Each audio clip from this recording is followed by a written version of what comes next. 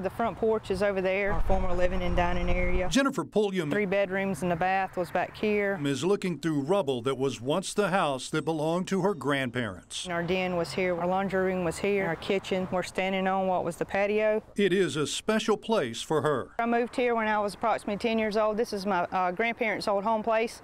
They bought it in 1965.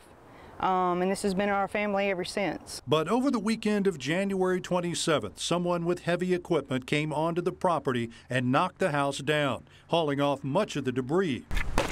Pulliam, who lives and works in Leakesville, Mississippi now, said a family member told her about it. And when she saw it for herself, I cried for 2 days. I was, like I said, I was devastated. But once the shock wore off, Pulliam got angry and now wants to find out who destroyed the house. She talked to neighbors and even went to a nearby landfill to see if any of the debris from the brick and stucco home ended up there. They told me on that Friday and Saturday that they did see a brick structure come through, a house type of some of the older brick like I described to them. The property where this house once stood, it's 11 acres. It stretches that way and back behind me. But it's also right next door to the Mobile Fairgrounds. Pulliam says she allowed the fairgrounds to use her property for parking during the Morgan Wallen concert back in November. But officials there say they are unaware of the house demolition. A man she was about to rent the property to said he didn't know who would knock the house down. He'd been set to renovate the house for a business.